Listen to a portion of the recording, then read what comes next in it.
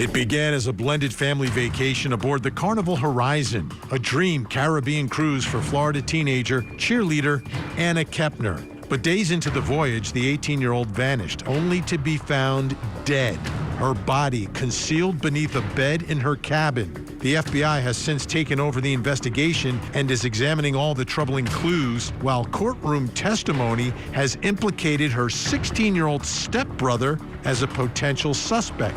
As authorities work to unravel what happened in international waters, loved ones are left asking how a joyous trip turned into a fatal mystery. And tonight, her stepmother back in court fighting for custody, and we have the latest.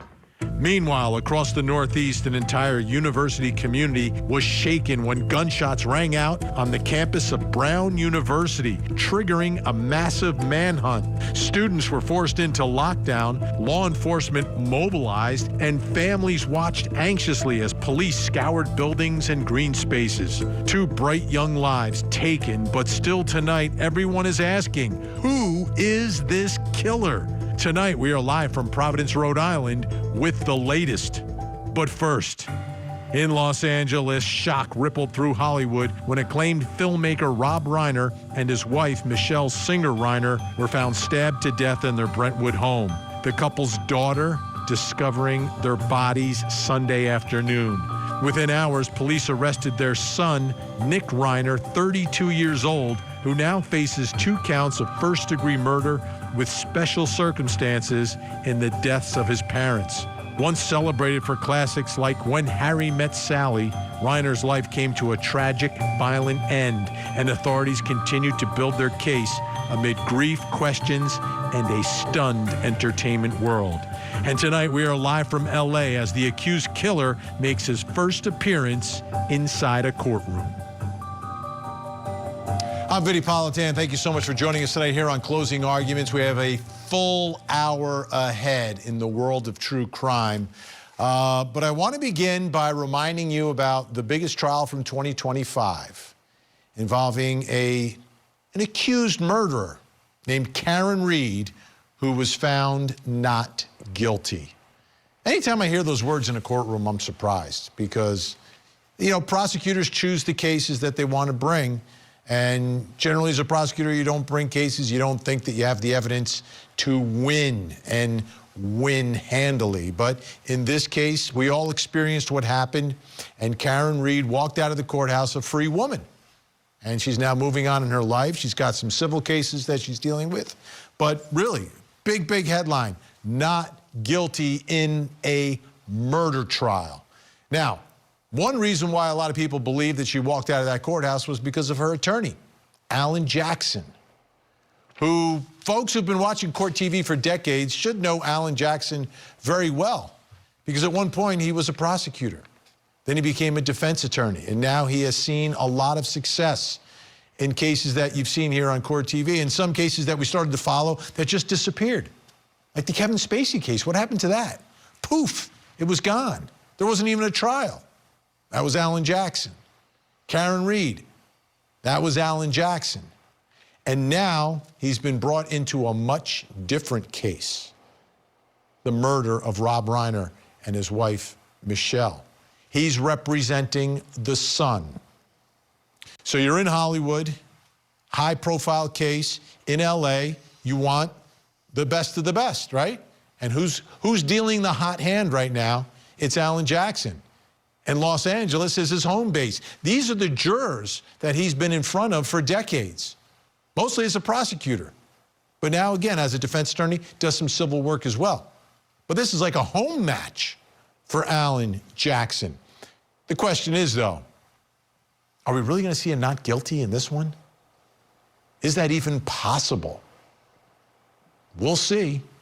We'll see. Some people may have said that at the beginning of the Karen Reed trial. Okay, yeah, there's a woman, she's behind the wheel, she's been drinking, guys run over, there's a broken tail light. There's not going to be a not guilty. So what's this case going to be about? What angle is Alan Jackson going to take? Those are all the issues that right now I'm thinking about as this case makes its way inside of a courtroom. And today was day one, the first hearing for the defendant, Nick Reiner, accused double murderer with charges that could bring a death penalty. Let's take a look at today's hearing. Good morning, Your Honor. Alan Jackson, along with Caleb Mason and Elizabeth Little from Mortimer Jackson, went on behalf of Mr. Reiner, who's currently present in court in custody. Thank you. Good morning, Your Honor. Habib Bailey for the people. Thank you. And Counsel, how would you like to proceed today? Your Honor, if we could, I would like to ask for a continuance of the arraignment. I want to get a plea at this juncture. It's too early. We've coordinated with counsel from the DA's office, and January 7th, with the court's permission, would be a convenient date for us to come back for potential arraignment. Thank you. At this time, I'll take a waiver, speedy arraignment waiver from your client. Thank you. Mr. Reiner, do you have a constitutional and statutory right to a speedy arraignment? Your counsel is requesting that your arraignment be continued to January 7, 2026. Do you waive your right to a speedy arraignment so that your arraignment can be heard on January 7, 2026? And does counsel join in the waiver? I join, Your Honor. The court finds that the defendant has made a knowing and intelligent waiver of his right to a speedy arraignment, and that his counsel joins in that waiver. Letter set January 7, 2026 for arraignment in this department. Bail to stand at no bail. Anything further on that case? Not by the defense, Your Honor. Anything further? No, thank you. Thank you. Quick hearing, continuance, January 7th will be the next date for all of that. Court TV field reporter Cody Thomas was at the courthouse and is in L.A. tonight, joining us once again. Cody, great to see you. We just watched the hearing. It went by fast, I get it, but we did not see Nick Reiner. Was he there? Well, yeah, Vinny, Nick Reiner was in court, but sitting behind this glass panel. It was hard to see him, even for us there, sitting in the gallery. And we also were not allowed to, as media, to take still images or video him on camera whatsoever due to a judge's order. But, Vinny, what we do have are court sketches. So let's take a look at some of those right now. In those sketches, you can see Nick Reiner wearing one of those suicide prevention vests, sitting behind that glass panel near his attorney, none other, of course, than Alan Jackson, no stranger to us here at Court TV. And, of course, Alan Jackson is the one who asked for that continuance of this arraignment to January 7th of next year. And, of course, we heard Nick Reiner briefly speak, saying, yes, Your Honor, agreeing to waiving his right to that speedy arraignment. So we will see him back in court, Vinny, here in a few weeks, January 7th of next year. All right, so any action outside of the courthouse today? Yeah, Vinny, you know, Alan Jackson is no stranger to cameras either. He came out and spoke briefly to us here with the media, pretty much reiterating that this trial or this case is very complex and he doesn't want to leave any stone unturned, saying that it needs to be thoroughly looked at in order for justice to prevail. Take a listen to what he had to say. I just have a couple of quick words. First of all, and most importantly, this is a devastating tragedy that has befallen the Reiner family. We all recognize that. Our hearts go out to the entire Reiner family. There are very, very complex and serious issues that are associated with this case. These need to be thoroughly but very carefully dealt with and examined and looked at and analyzed. We ask that during this process you allow the system to move forward in the way that it was designed to move forward. Not with a rush to judgment, not with jumping to conclusions, but with restraint and with dignity and with the respect that this system and this process deserves and that the family deserves. So with that, we are set for January 7th for an arraignment. That's the next court date. And that's all I have to say at this point. There may be more at some other point, but today we're going to rest on where we stand procedurally, which is this was the continuance of arraignment. Nothing happened today substantively. We'll be back for arraignment in the same department on the 7th of January. We'll see you then. So, Vinny, a little different vibe from Alan Jackson than we saw up there in Massachusetts with Karen Reed, where he was passionately proclaiming his client's innocence on the steps of that courthouse up there in Dedham, Massachusetts. But, Vinny, what we also have here is video obtained by News Nation as well, showing Alan Jackson and another attorney outside of Rob and Michele Reiner's home in Brentwood, going into the gate, then coming back out. And Vinny, I was out there a couple days ago in Brentwood. I did learn Monday that legal counsel was inside the home while the other children and family members mourned at Cedars-Sinai Hospital nearby. And of course, that was Monday. That was before we knew Alan Jackson was representing Nick Reiner. So we'll see what kind of impact Alan Jackson has on this case. Of course, representing Karen Reed, representing Harvey Weinstein, representing Kevin Spacey. No doubt they'll have some sort of impact as this case here unfolds for Nick Reiner.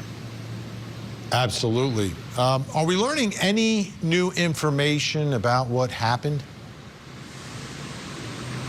Well, Vinny, we also have another video, again, obtained by News Nation, new video of Nick Reiner walking through a gas station parking lot after the murders that he is now accused of. It's eerie seeing it, Vinny, knowing what we know now, that he's, accused of these murders of his mother and father. And Vinny, we're also learning that the LA County medical examiner has confirmed the cause and manner of death for both Rob and Michele Reiner. The cause for both being multiple sharp force injuries, both manners of death, homicides. And Vinny, that video of Nick Reiner walking through the gas station, that is actually from the New York Post, not News Nation, showing him walking through that gas station parking lot. Again, it's very eerie, knowing what we know now about what he's accused of, stabbing both of his parents to death, Rob Reiner and Michele Reiner, in their home in Brentwood. We know that their bodies were found by their daughter, Romy. Just a very sad situation, a tragic situation all around, Vinny. And I was at the press conference with DA Nathan Hochman. He did not specify where inside that Brentwood residence that those bodies were found, but again, they were found in their home by their daughter, Romy. All right, Cody Thomas in LA in the middle of it all. Thank you so much, Cody. Appreciate it. All right, folks, let's bring in our think tank live in studio tonight. Criminal defense attorney, former assistant state attorney in Miami-Dade County, former assistant DA in Atlanta, actor also. Daryl Cohen with us. Also joining us, criminal defense attorney, law professor Meg Strickler, and criminal defense investigator Charles Middlestad. Great to see everyone tonight. Let's start here, the words of Alan Jackson himself. Complex and serious issues. What does he mean? He means there's a mental problem that the defendant has that they're going to go through.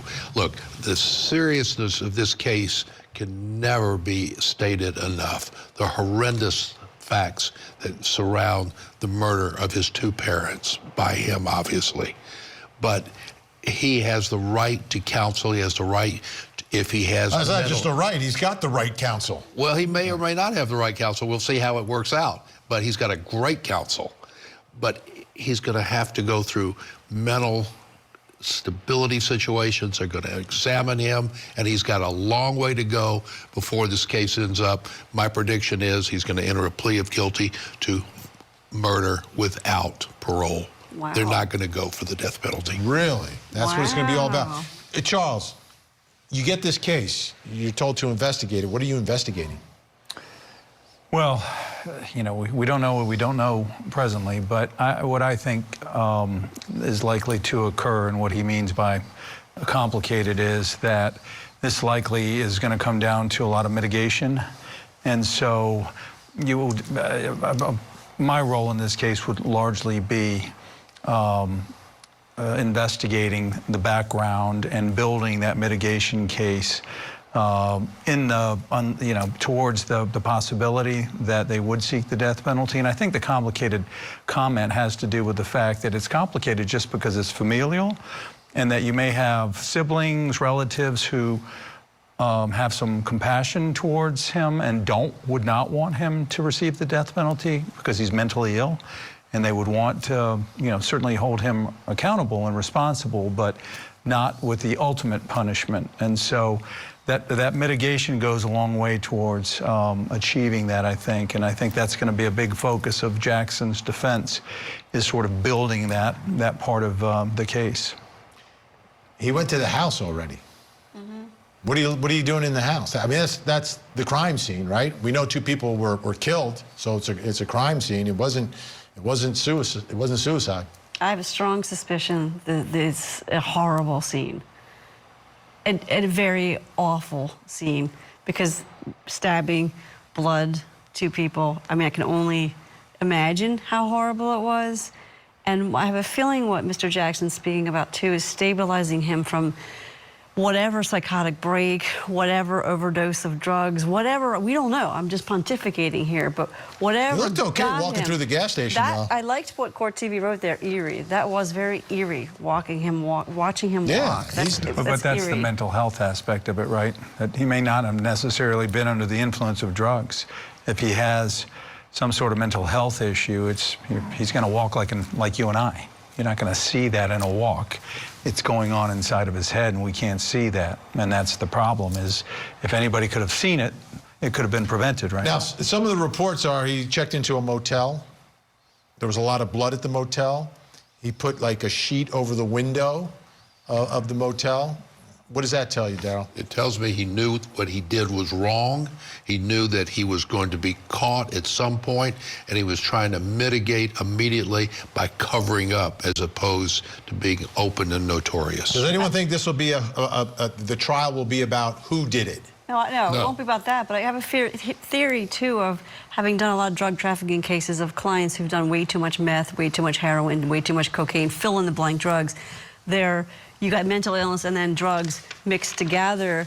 He might have been hitting just a massive heightened paranoia that had nothing to do with the law enforcement coming to him. It could have been voices, could have been gosh knows what, and that might have been why he was in the hotel or motel with the sheets. Now, there's also a lot of talk about what happened before. Like earlier that night, they were at Conan O'Brien's for this A-lister Christmas party, and he's allegedly approaching people asking bizarre questions like, are you famous? To like really famous people, getting into some sort of a riff with the celebrity, a riff with his parents at the party. It's mental illness. Yeah, it's been reported he had an argument with his dad. Right. Are these all witnesses that are going to come in now? No. I think that's a possibility. Potentially, yeah. But I also think that we're not going to have, ultimately, there will not be a trial.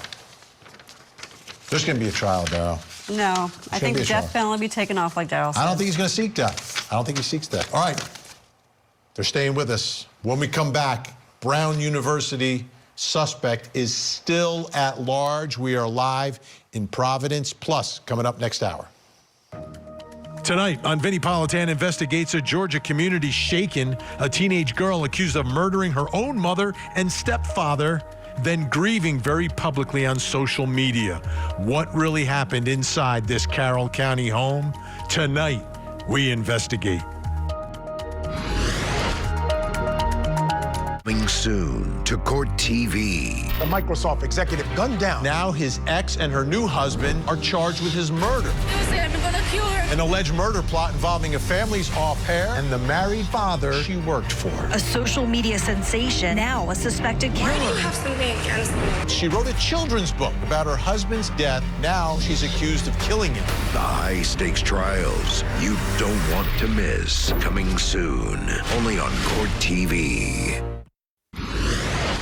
Second person that you want to talk to, can you drill down at all on any interactions that you believe you may have had with the main person of interest? Do you believe he talked to him? How close was he to him? Any interactions? What can you tell me? So yeah, we have video footage of that determines to us and the detectives that can tell that this person was in the vicinity where the subject of interest was that we wanted that we actually have an interest on. Close enough that we feel that we need to speak with them to find out because videos don't speak. If you think about it, I wish the video could speak, and then I'll have the answers that we need to, so that we can continue on this investigation. So we're trying to find out exactly what it is, and that's why we need to speak with them. Please. Does this person, this new individual, have anything to do with why the person of interest was seen running in the surveillance footage? Again, I wish the videos could speak. We're trying to get those answers.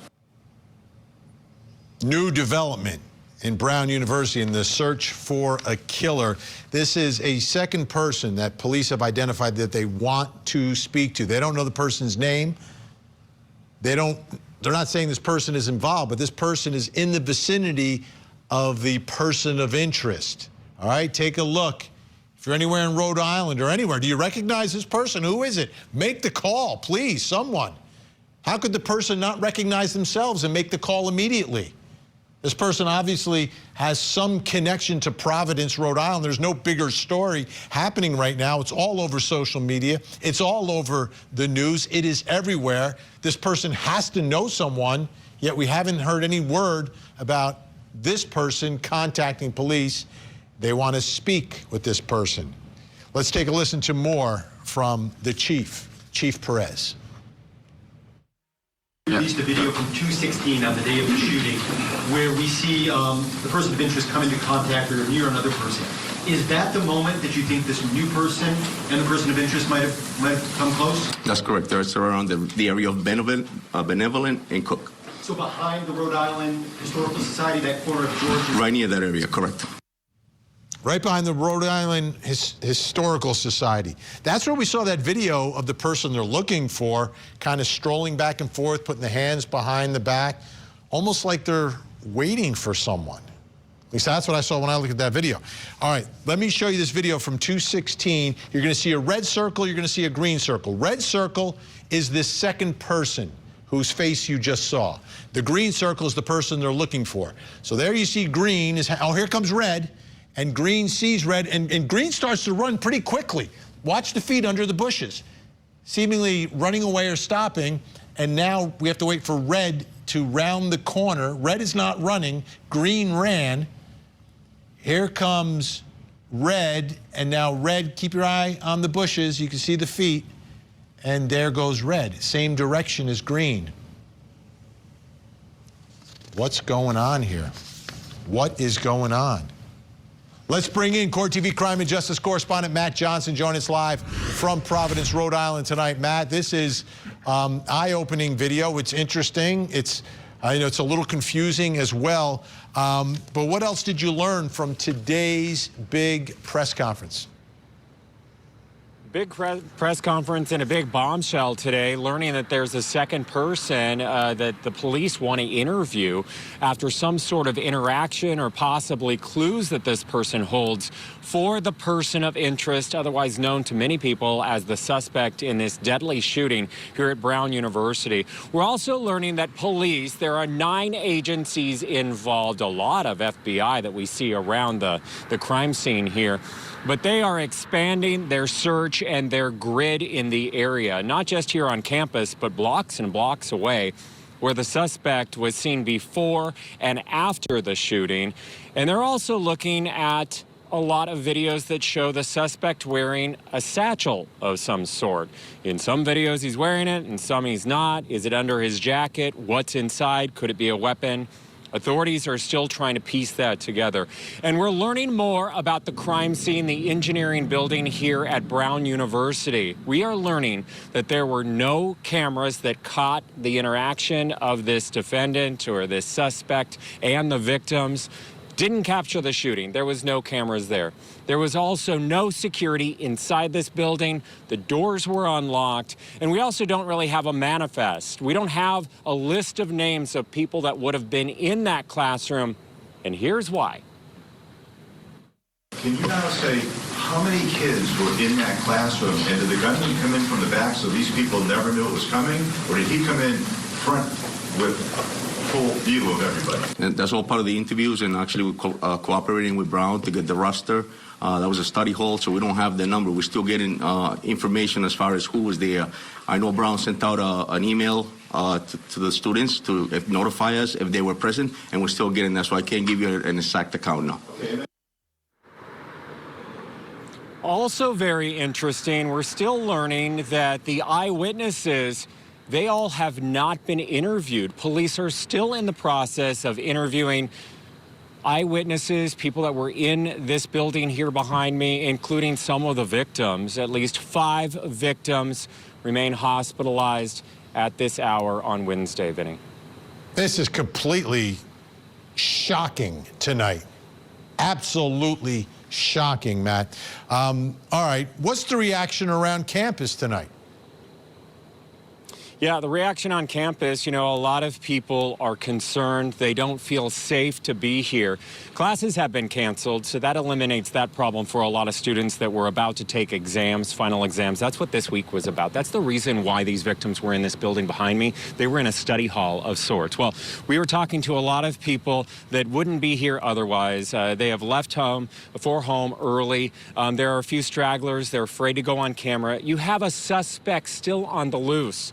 I also interviewed a woman. Her name is Janet. She went to Brown University for her master's program, graduate studies, and here's what she told me.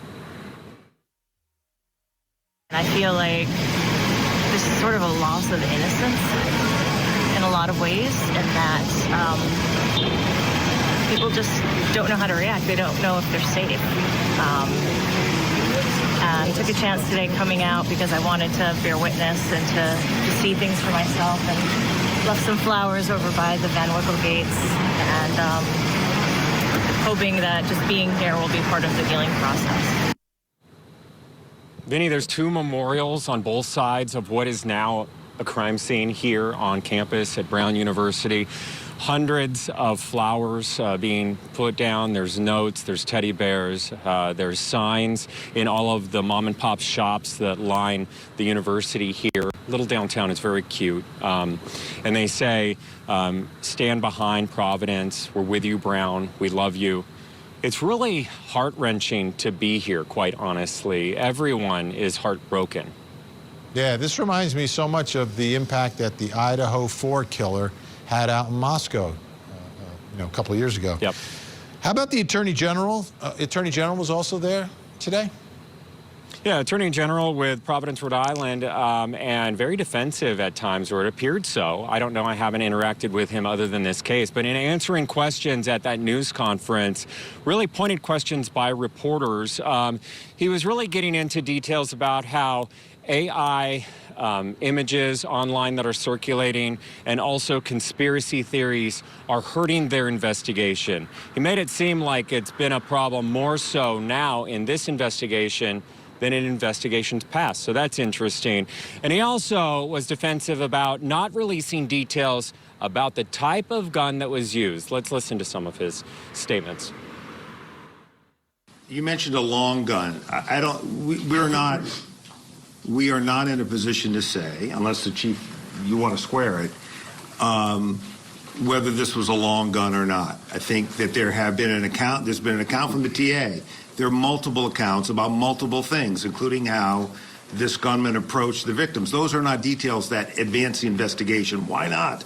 They don't advance the investigation because as we interview witnesses, we don't want them to learn facts from these press conferences. We want them to relay the facts that they have in their heads, including a person of interest. I don't want anyone to leave this room thinking that this weapon was a long gun, because that would be a misperception from what I know. You build a profile of your victims so you know who may have threatened them, what they may have said that might have caused somebody to react a certain way. So yeah, that work is ongoing in conjunction with all the other work we're doing. But from where I sit today, there's been no development of any evidence that suggests that that's what drove this shooter. That could change, but there's nothing that we have recovered or analyzed to date that suggests that it was specific person motivated. Again, could change, but we're 5 days out. That work is being done, and there is nothing that suggests that at this time. Okay, so through the AG and that news conference, we really learned what we don't know yet in this investigation. We don't have a suspect. We don't know what type of gun was used. We don't know a motive in the case. We don't know the connection, if any, with the victims or why the suspect chose Brown University and that particular location. But what we do know is they confirmed that even though they're being thrown a lot of red herrings and conspiracy theories, they're following up on everything. They're still encouraging tips. It's helpful for them, and they're following up on more than 200 tips today. Vinny? All right, Matt Johnson in Providence, Rhode Island, in the middle of it. Thanks so much, Matt. Appreciate it. Let's bring back in our live think tank in studio. Daryl Cohen, Meg Strickler, Charles Middlestat. Okay, I've got a couple things here. 5 days out. We haven't spoken to the witnesses. We don't know who they are. We're waiting for a list from Brown. We sent an email. What? Is so incompetent, you can't even articulate the incompetence. But I'll say this, once we find the who, we may be able to find the why. Well, what kills me is I work at Georgia State, which is here in Atlanta, and it's a building that was built maybe 10, 15 years ago now. But there's cameras everywhere. in that building. So that's my experience, okay? And my class is actually video conferenced as well. Like, you can plug it in. So what kills me here is there's no video surveillance. Where's the flock camera? Where's the license plate readers? Where's the cameras everywhere? Where is the video anything? All we saw is what we got from Ring cameras. Yeah. That's jarring. Charles, where are we in this investigation? I don't understand. Well, I think there's a lot of things going on here from what I can tell. I've sensed some frustration. You have 9 different law enforcement agencies involved in this. That is, to have 2 or 3 different law enforcement agencies involved is already a lot.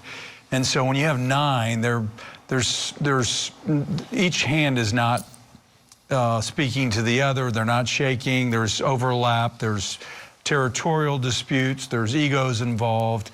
Let's not forget that the FBI leadership flubbed this from the beginning and announced that they had their suspect and that, you know, everybody could rest easy, and that turned out not to be the case. And so with regard to this second person of interest, possibly the reason they haven't come forward yet is maybe they're getting legal counsel. Maybe they want a lawyer before they, just out of an abundance of caution, because they're scared. And they don't want to end up in the same circumstance that that original suspect or person of interest ended up with. Unfortunately, got cleared through DNA and realizing that there was no cell phone. They brought the FBI's CAS team in to do the phone analysis and surveys, and it turns out this person left their phone off, and they found that suspicious. So there was no signal associated with that person. So I think there's a lot going on here, and I think it's a byproduct of so many law enforcement agencies involved, and perhaps not knowing who's going to be doing what. And wouldn't one of the first things like speak to the people who witnessed the shooting? 100%. Like I'm like, wow. Are you surprised that tonight, that you said that person might not want to come forward, but that doesn't mean someone that knows that person wouldn't pick up the phone and say, hey, that's, you know, I don't know if it's a man or a woman, I can't tell, but hey, that's so-and-so. Like, I know that person. You would think so. Social media always does that too. Yeah. How many times we've had storylines where they're like, come on, social media, help us figure out who this is. And social media is really good But at the fact figuring out who it that is. the fact that that has not happened may indicate that they're not from that area, right? Yeah, that's absolutely very possible as well. Nobody knows the person. And also right? They came to town to do this. This characterization of there was some encounter between. We don't know that. We don't know that. We just. Well, what we see in the video is as the person who they want to talk to is walking up the street, the other, as you can see it, watch. There he is. He's walking. He's facing that way. Sees that person and runs away from that person. That's weird. Why would you run away? Because you see a weapon. Well, Possible. look, I think there's an absolute legitimate reason to want to talk to that person because they may be able to help with some additional identifying features.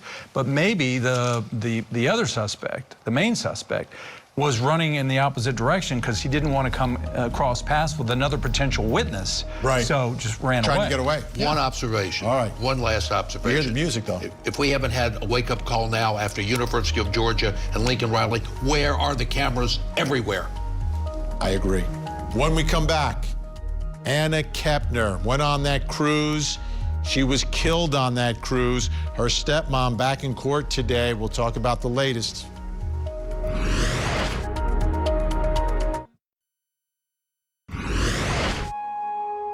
As the court is aware through the pleadings, there's a young lady who's passed away. That matter is still under investigation. That was not my client's child, but the stepchild of the mother in this case, and the remaining 16-year-old is now a suspect in that case. Anna Kepner was 18 years old. She went on a cruise with her blended family. Part of that blended family is in the middle of a custody battle, and we're learning about what happened to her on the ship through some of the testimony and arguments that have been made during this custody battle. Let's go through the family tree so you understand who's who in this case, because it can get very confusing very quickly.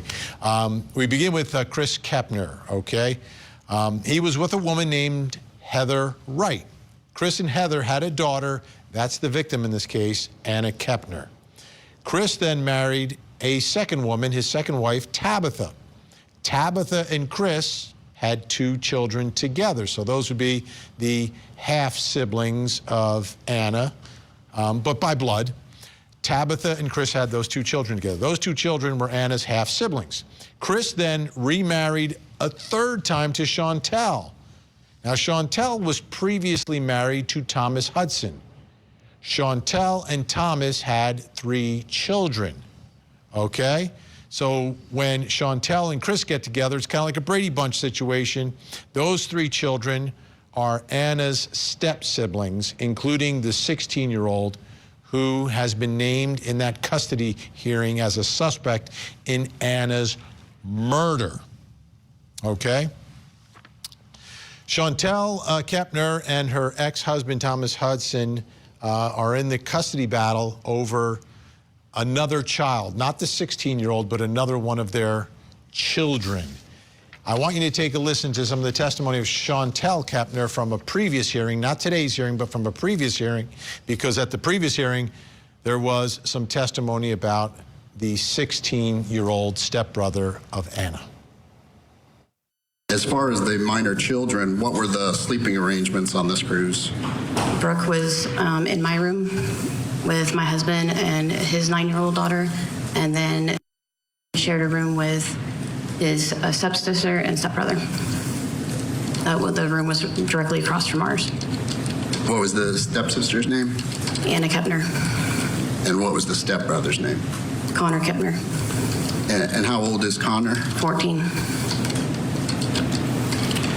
And how old was Anna? 18.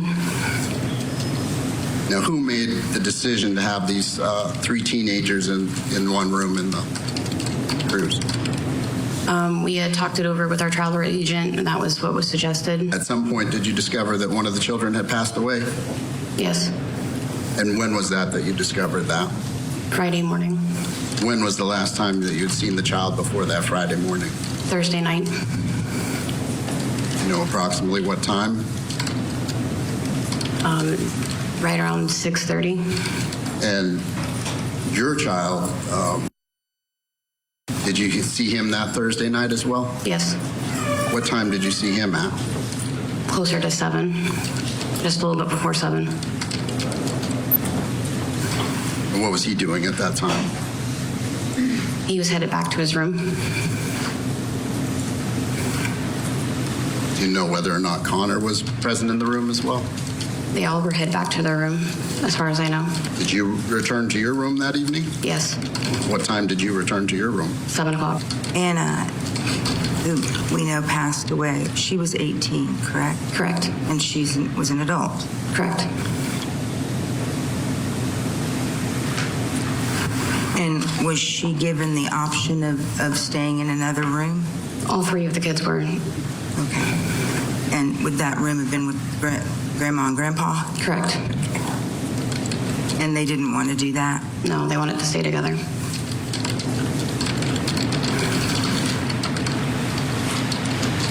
Did they all get along? Yeah, the 3 of them are like the 3 amigos. They're best friends. Okay, so as we sit here tonight, still no arrest in this case. Why not? I think they're waiting until they have so much forensic evidence that they're going to clamp the 16-year-old who is a person of interest / suspect who will soon be a defendant, in my view. As an adult, charged as an adult. Maybe that's why they're waiting, to make sure that they have strict, because in Georgia, I can't speak Florida law, but in Georgia, you can decide to do juvenile or not. Most, it's called a SB 440 crime. Most of them immediately, by definition, go right up to Superior Court, meaning with the big boy courts, right? And so maybe they're making sure that it's crystal clear what occurred here, so they're waiting for the results, whatever results those are.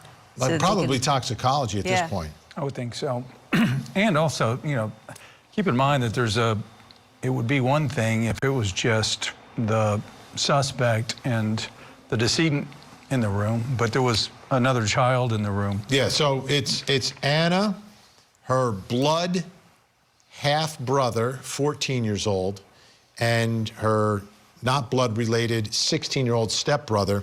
And the reporting that's coming out of this from family members who have spoken is that at some point, the 14-year-old, excuse me, God bless, was locked out of the room and allegedly heard noise inside. Now, if there's any truth to that, then, I mean, it's pretty obvious that at the time something happened. Because he left at some point. The 14-year-old left at some point to take pictures around the ship and then couldn't get back into the room, heard yelling.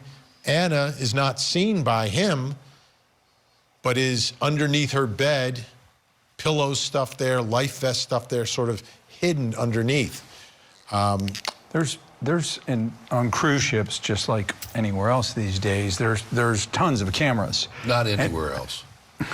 And while there may not have been may not have been a camera directly on the door of that that cabin, certainly at choke points, at stairwells. And I think there was one in the hallway. Yeah, hallway, and so determining access to that camera to that cabin should be something that's fairly simple. And obviously, if you can put the suspect in there at a certain point on his own, I mean, and see the movement of all three of these kids, right, including Anna. Amigos. Why did the stepmom say that? That was jarring. Well, to me. we've heard different things from different people. Some have said they're like 3 peas in a pod. We've also heard from her ex-boyfriend that no, there were some other things that were going on, and she did not like being around her stepbrother. So, and we don't know what the parents knew and what they didn't know, but we have some differing reports on that. And my guess is that there's also, the complicated investigation and autopsy, but also figuring out jurisdiction, federal, state, juvenile, adult. Thank you, Charles Middlestat, Meg Strickland, Darrell Cohen. When we come back, something else you need to know tonight, plus coming up next hour. Tonight on Vinnie Politan Investigates, a family of faith torn apart by gunfire and a 17-year-old now facing life behind bars. Police say the evidence points straight to Sarah Grace Patrick, but could there be more to the story? Was this cold-blooded murder or a desperate act born from something darker? Tonight, we investigate. Join Court TV's Vinnie Politan with the latest and breaking true crime stories. Now, let's look at the other side of all of that. Vinnie Politan Investigates, tonight, 9/8 Central, only on Court TV. I'm going to ask you a lot of personal questions. From the crime scene to the courtroom, this is victim to verdict. Everyone has this heightened sense of anticipation.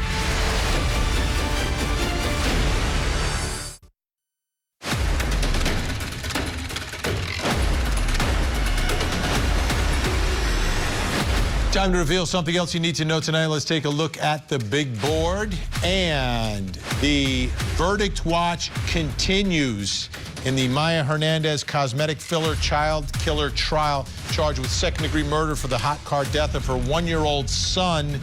The jury sent out a note saying they couldn't agree to count 1, second-degree murder. That's a big deal. They will reconvene tomorrow and continue their deliberations. The judge sent them back. You know how that goes. Usually takes a few notes before there's a potential mistrial. We'll keep an eye on it for you folks right here on your front row seat to justice. Please take a look at your television screens. We have a missing child who needs your help tonight. This is Cheyenne Dickinson, 17 years old, missing from Spring Creek, Nevada since December 10th. If you see Cheyenne, call the Elko County Sheriff's Department, or you can call 911 or 1-800-THE-LOST, Elko County Sheriff in Nevada. Let's see if we can get Cheyenne to a safe place tonight. Don't go anywhere. We have another hour of live true crime. Vinnie Politan Investigates is next. In the meantime, please don't forget to hug the kids.